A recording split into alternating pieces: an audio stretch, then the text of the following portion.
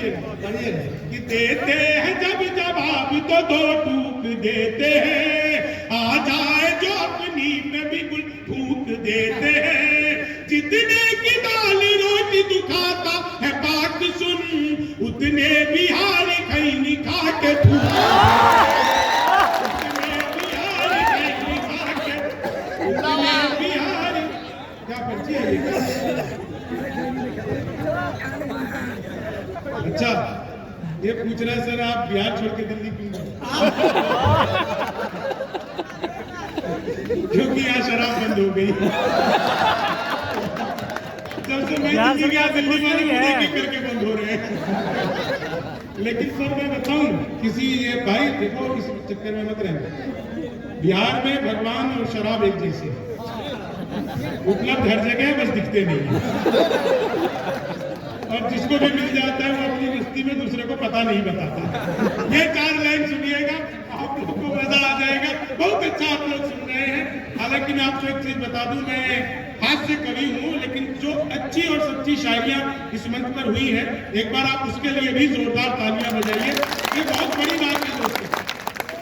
ये अन्ना ठारी मेरे लिए आना बड़े सौभाग्य की बात है, और आप सब आज की रात में सुन रहे हैं, ये आपका भी परम सौभाग्य है।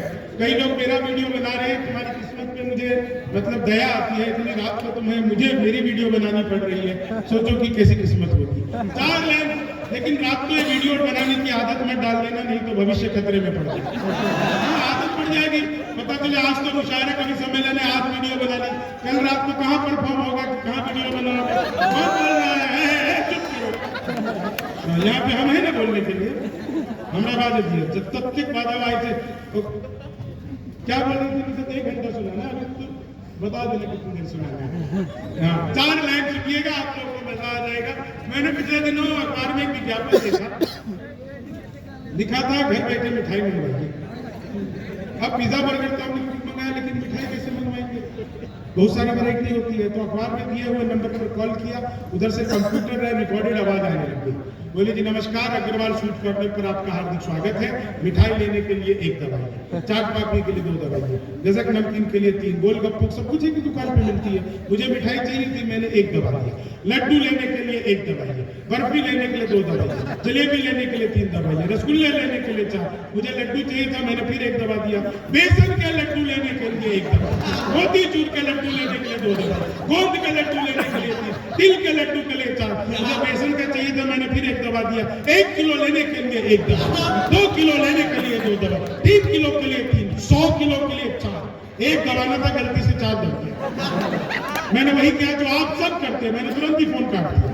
1 मिनट बाद कॉल बैक आ गया, बोले नमस्कार, हम अग्रवाल स्वीट कॉर्नर से बोल रहे हैं, आपके यहाँ से 100 किलो बेसन के लड्डू का ऑर्डर आया है, मिठाई किस पते पर भिजवानी है? मैंने कहा अरे तो फंस गए, लेकिन बिहारी आदमी फंसता नहीं, फंसाता भी नहीं है, बीच का रास्ता निकालता है। बोले जी जल्दी बताइए, आपके यहाँ से 100 किलो बेसन के लड्डू का ऑर्डर आया है, मिठाई किस पते पर भिजवानी है? मैंने कहा देखो भैया, ये फोन किसने किया मुझे तो पता ही नहीं। घर में हम 9 भाई हैं, सबसे बड़े वाले से बात करने के लिए 1 दवाई, किसी छोटे से बात करने के लिए 2 दवाई है, किसी छोटे से बात करने के लिए 3 दवाई है, और जब तक असली वाला ना मिल जाए तब तक दबाते जाइए, दबाते जाइए, दबाते जाइए। आप लोग जोरदार तालियां बजाइए। 4 लाइन और सुनिएगा, आप लोग जब इतना अच्छा सुन रहे हैं तो 4 लाइन में आपको बहुत अच्छी सुनाता हूं। हालांकि अब तक जो सुना रहा था वो भी बहुत अच्छी थी, लेकिन 4 लाइन में आपको सबसे अच्छी सुना कि चीनी को जमा करके फिर से गन्ना बना दूं। वाह, अब इस गजल देखिए, हमें मतलब गजल है, कुछ नया कहिए, कुछ नया हो।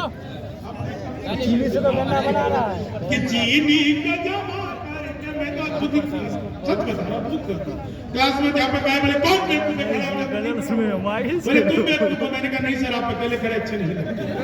चीनी को संस्कृत के अध्यापक आए, बोले तमसो माधो दीर्घ वयस्क का हिंदी में अनुवाद करो।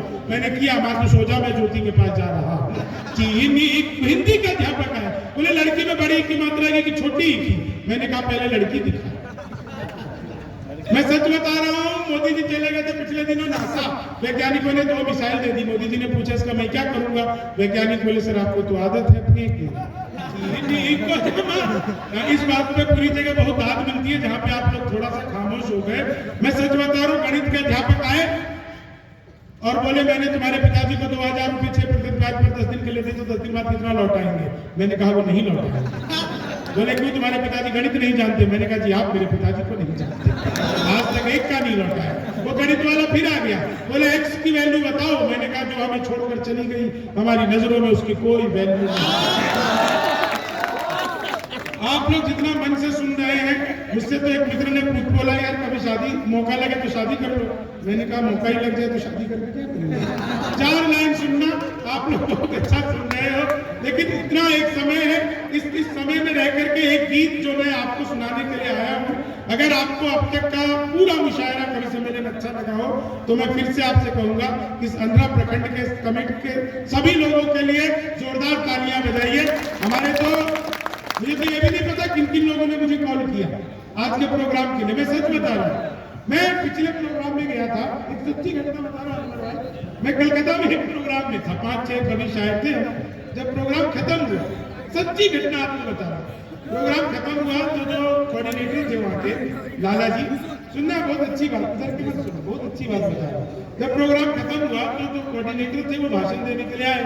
उन्होंने पूछा कि ये जो शायर और कवि हजरत आए थे ये लोग कैसे लगे तुम्हें? तो सब लोगों ने तालियां बजाई कि बहुत अच्छे लगे, बहुत अच्छे लगे। तो उन्होंने बताया कि देखो ये तो तुमको बहुत अच्छे लगे, ये तो जो आए थे तुम लोगों ने जितना चंदा दिया था उसमें यही आ सकते थे। अगली बार टाइम पे चंदा दिया करो तो इस बार उससे भी अच्छे अच्छे बुलाओ। तो ये जो आए हैं ये तो ऐसे ही आ गए हैं, टाइम पे चंदा दे दिया करोगे तो बहुत अच्छा रहेगा। इन 4 लाइनों को सुनना बेटा, तो धीरे धीरे एकदम ऊपर आ गया, थोड़ा नीचे हो जाए। ये वही लोग हैं जो शादी में दूल्हा का छोटा भैया बन के जाता है अंदर फोटो खींचने के लिए, फिर बाद में पिटा के आता है। ये होता है ना, मिथिला में पता नहीं क्या क्या होता है, कल्पना नहीं कर सकते। मिथिला में दुनिया में, मैं बता रहा हूँ आपको, 4 लाइन सुनिएगा बस, मैं बहुत ज्यादा इधर उधर भटकाना नहीं चाहता। पूरी दुनिया में मैं जहां भी जाता हूँ, आप यकीन मानिए मेरे साथ में एक नाम चलता है शंभू शिखर बिहार के। मैं दुनिया के किसी भी मंच पर चला जाऊं, अपने भीतर के बिहारीपन को और अपने भीतर के बिहार को मैं कभी भी मरने नहीं देता। जहां भी जाता हूं पूरे गर्व के साथ धोती कुर्ता पहन करके जाता हूं, और इसलिए पहन करके जाता हूं, इसलिए नहीं कि मुझे और कुछ कपड़े पहनने अच्छे नहीं लगते, मैं ये सिर्फ इसलिए पहन करके जाता हूं क्योंकि आज हमारे गांव में जब कोई बुजुर्ग मरता है ना, तो बुजुर्ग नहीं मरता, उसके साथ धोती पहनने वाला कोई कम हो जाता है। हमारी संस्कृति, हमारे कहीं न कहीं त्योहार सब कुछ अलग अलग हो गई है। मैं आपको एक गीत विशेष सुनाना चाहता हूं। अब तक मैंने आपको जो कुछ भी सुनाया उसको आप ऐसे ही खारिज कर दीजिएगा, और बस एक गीत जो मैं आपको सुनाना चाहता हूं उसी के लिए मैं यहाँ पर आया। इन लोगों ने मुझसे जो